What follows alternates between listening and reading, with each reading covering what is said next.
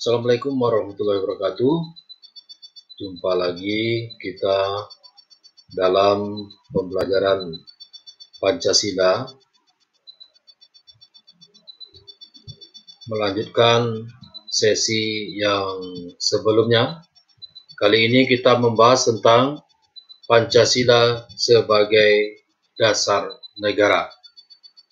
Adapun penetapan sebagai dasar negara, Pancasila diterima secara bulat sebagai dasar negara, yaitu dalam sidang pertama BPUPKI tanggal 1 Juni 1945 yang dikandung masuk untuk dijadikan dasar bagi negara Indonesia merdeka. Adapun dasar itu haruslah berupa suatu filsafat yang menyimpulkan kehidupan dan cita-cita bangsa dan negara Indonesia merdeka. Jadi, Pancasila dijadikan sebagai dasar negara adalah dimasukkan untuk mempersiapkan bagi negara Indonesia yang merdeka. Sehingga yang dijadikan dasar negara itu adalah suatu yang berupa filsafat yang menyimpulkan kehidupan untuk cita-cita bersama bagi Indonesia merdeka. Selanjutnya, keputusan sidang PPKI tanggal 18 Agustus 1945, Pancasila sebagai dasar negara secara resmi tercantum di dalam pembukaan Undang-Undang Dasar 1945, yaitu menjadi sumber ketatanegaraan yang mengandung unsur-unsur pokok yang kuat untuk menjadi landasan hidup bagi seluruh bangsa dan negara agar dasar negara itu tahan uji sepanjang masa. Jadi, Pancasila sebagai dasar negara telah tercantum dalam pembukaan Undang-Undang Dasar 1945. Kemudian diperkuat lagi oleh beberapa tap MPR, yaitu tentang kedudukan dan fungsi Pancasila sebagai dasar negara Republik Indonesia. Nah, kedudukan Pancasila sebagai dasar negara ini merupakan kedudukan yuridis formal, ya. Kedudukan yuridis formal. Oleh karena itu, tertuang dalam ketentuan hukum negara.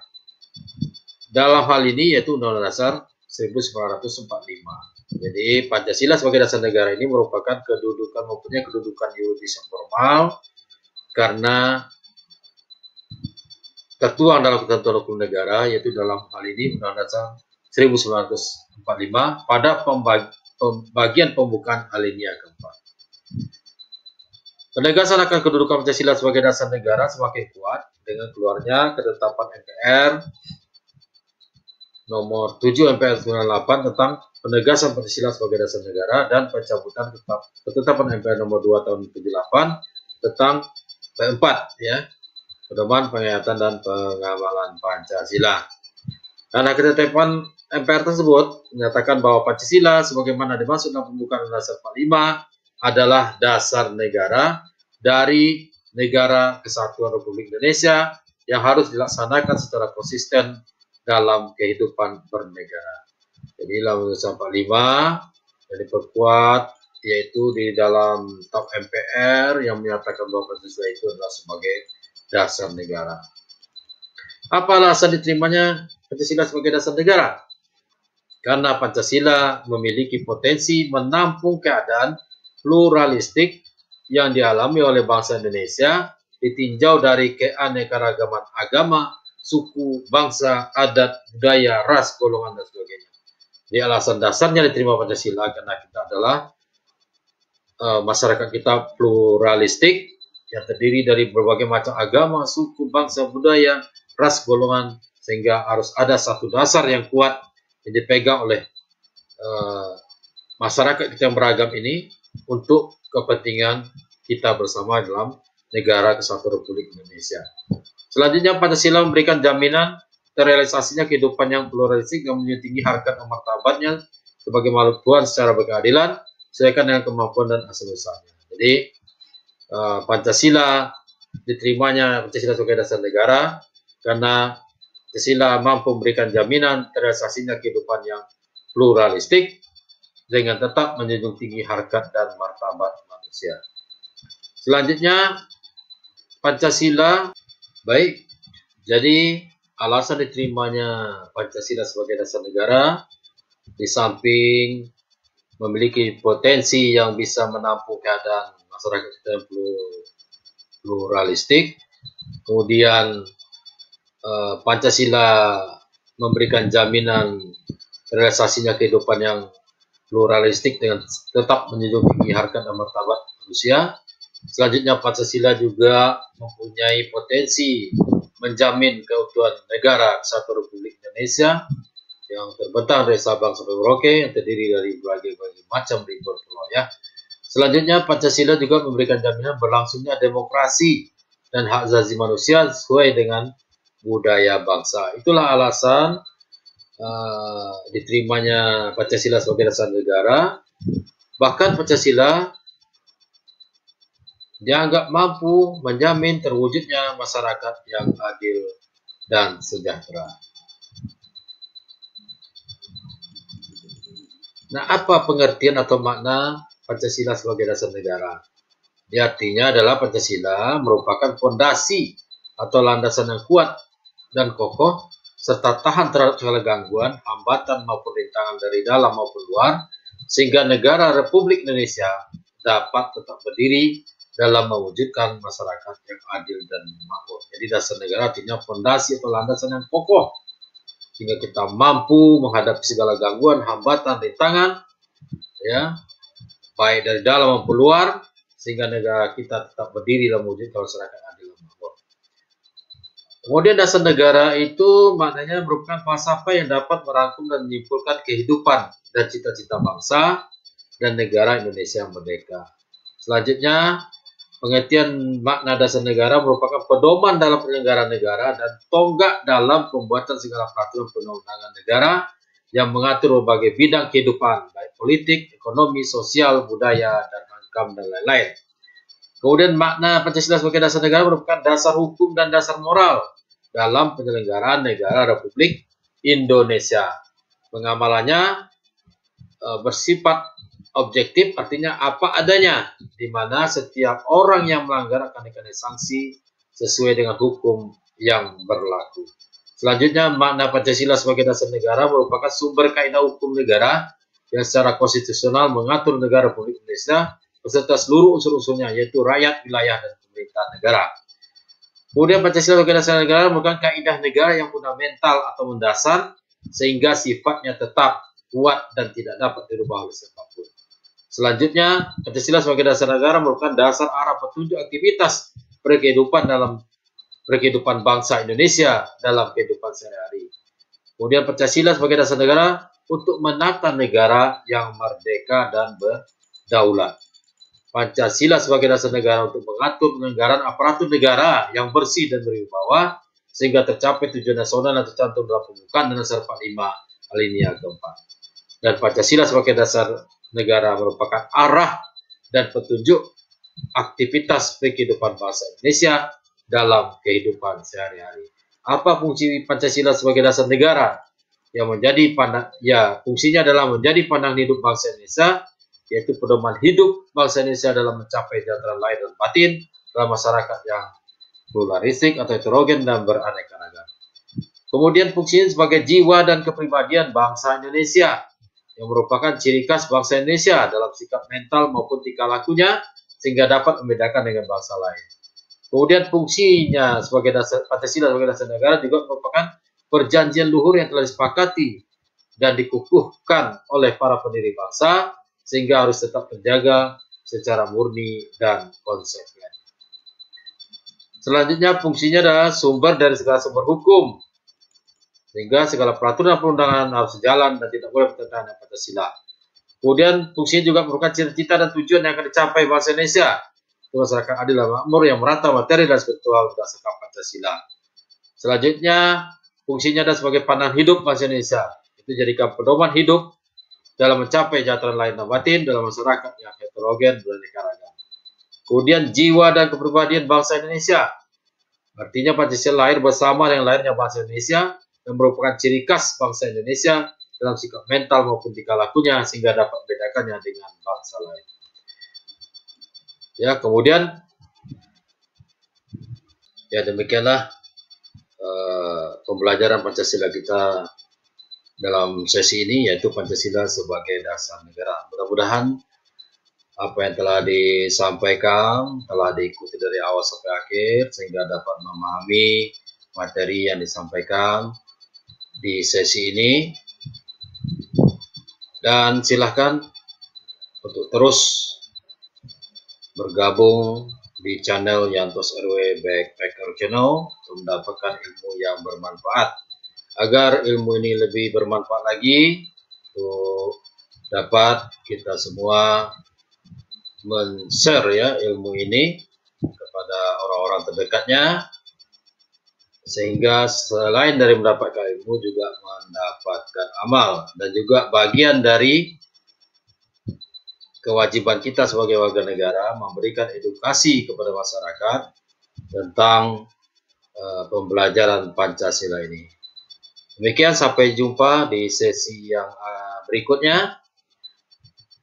Wassalamualaikum warahmatullahi wabarakatuh. Baik, berarti hubungan Pancasila Undang-Undang 45 yang dimaksud dengan bersifat kausal mengandung pengertian bahwa pembukaan Undang-Undang 45 merupakan penyebab keberadaan batang tubuh Undang-Undang 45. Sedangkan hubungan organis, artinya Pancasila dan batang tubuh Undang-Undang 1945 merupakan satu kesatuan yang tidak bisa terpisahkan. Nah, Pancasila dan batang tubuh Undang-Undang 45 merupakan rumusan dan pokok-pokok nilai-nilai Pancasila, ya. Batang tubuh Undang-Undang 45 merupakan rumusan dan pokok-pokok nilai-nilai Pancasila yang terkandung di dalamnya, dijabarkan secara pokok dalam wujud disusun dalam pasal-pasal batang tubuh Undang-Undang 1945. Sila Pancasila dengan Undang-Undang 45, sila pertama dijabarkan di pasal 28, 29, 28 Undang-Undang 45 Amandemen. Sila kedua dijabarkan lagi di dalam pasal-pasal yang sekian banyak. Sila ketiga juga dijabarkan di dalam pasal-pasal yang sekian banyak. Sila keempat juga dijabarkan pada pasal-pasal yang ada di dalam Undang-Undang 45, serta sila kelima juga dijabarkan pada pasal 33 ayat 3 dan 34 Undang-Undang 45. Jadi sila-sila daripada Pancasila itu dijabarkan di dalam pasal-pasal yang ada di dalam Undang-Undang Dasar 1945. Nah, bagaimana penjabaran pasal 28? Benarkah itu mengandung nilai-nilai Pancasila yang dijabarkan di sana? Ya, kita bisa lihat ya. Contohnya pasal-pasal ya, pasal 29, negara berasal ketuhanan yang Maha Esa. Kita ingat sila pertama ya. Negara menjamin kemerdekaan tiap penduduk untuk memeluk agamanya masing-masing, untuk beribadat beragama dan kepercayaannya, yaitu sila yang pertama. Ya. Kemudian ada lagi penjabaran di sila yang kedua, pasal 14 misalnya, ya, memberikan gerasi, presiden memberikan gerasi, rehabilitasi, dipertimbangkan Mahkamah Agung, presiden beri amnesti, remisi. Nah, itu semua penjabaran sila yang kedua dari Pancasila. Nah, jadi pasal-pasal ada di dalam Undang-Undang 45 itu merupakan penjabaran dari sila-sila yang ada di dalam Pancasila. Ini bisa kita lihat sendiri dari sekian banyaknya pasal-pasal yang ada di dalam Undang-Undang 45. Semua yang terkandung dalamnya merupakan penjabaran dari nilai-nilai Pancasila. Mungkin bisa dilihat sendiri, nanti dibaca ya mengenai pasal-pasal yang ada Undang-Undang 45, termasuk amandemen dari Undang-Undang 45 ya.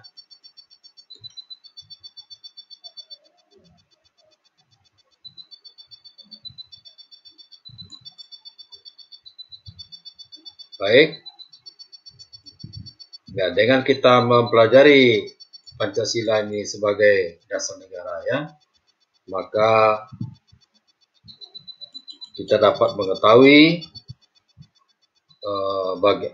bagaimana juga tata urutan peraturan perundang-undangan ya tentang Pancasila sebagai sumber hukum dan tata urutan perundang-undangan yang ada di Indonesia ya. Pancasila adalah sumber dari segala sumber hukum. Nah, bagaimana tata peraturan hukum dan tata urutannya adalah perundang-undangan. Kita lihat di sini ada Undang-Undang Dasar 45, Tahapan MPR, Undang-Undang Peraturan Pemerintah Pengganti Undang-Undang Peraturan Pemerintah, Keputusan Presiden dan Peraturan Daerah.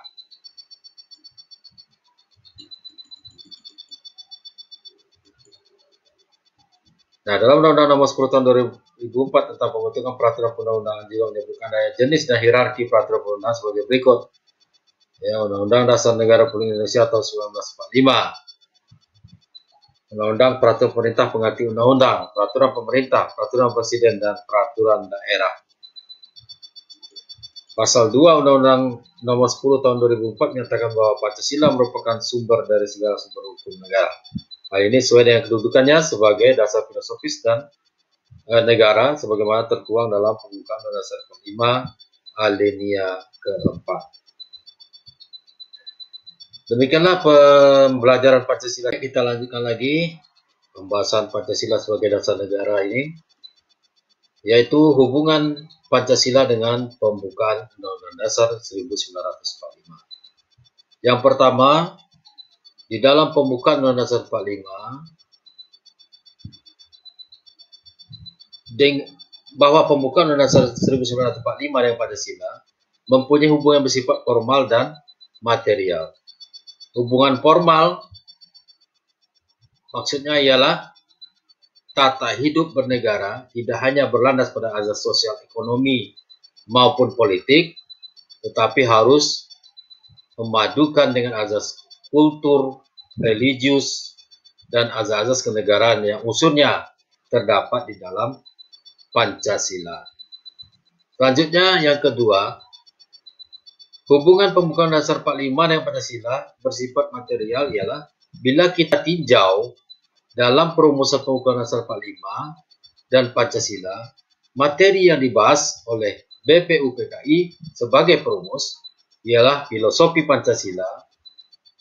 Filosofi Pancasila baru membahas pembukaan Undang-Undang Dasar 1945. Yang ketiga, dalam pembukaan Undang-Undang Dasar 45 tercantum sila-sila dari Pancasila dan secara resmi ditetapkan dan dikukuhkan sebagai dasar negara Republik Indonesia.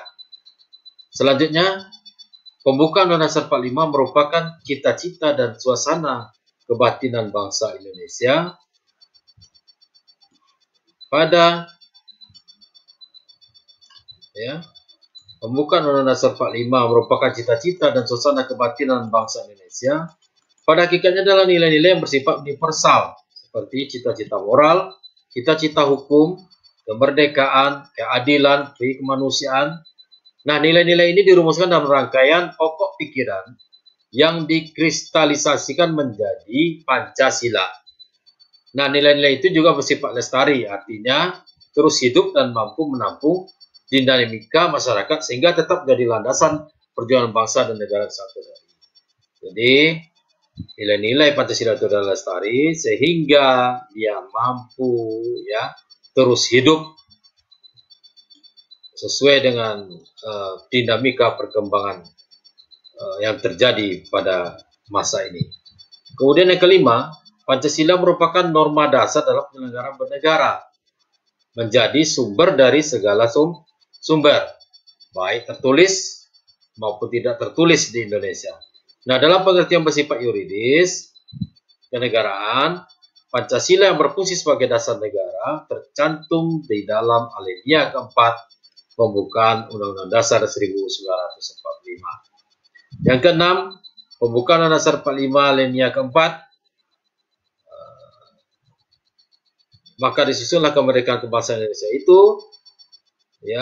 Next, selanjutnya,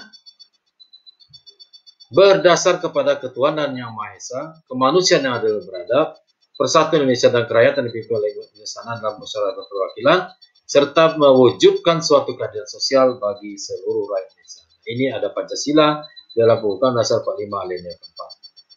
Makna alinea 1, kemerdekaan adalah hak azazi manusia, prinsip harmoni dan keseimbangan. Penjajahan mengingkari persamaan derajat manusia, anti kolonialisme dan imperialisme, membebaskan diri dari penjajahan. Makna alinea kedua, penghargaan terhadap perjuangan bangsa Indonesia telah melepaskan diri dari penjajahan, pernyataan kemerdekaan, kemerdekaan jembatan menuju kedaulatan, keadilan, dan kemakmuran. Yang kesembilan, makna alinea yang ketiga adalah motivasi material dan spiritual dalam memperoleh kemerdekaan, keseimbangan duniawi, dan akhirat. Kemudian juga pengukuhan proklamasi kemerdekaan.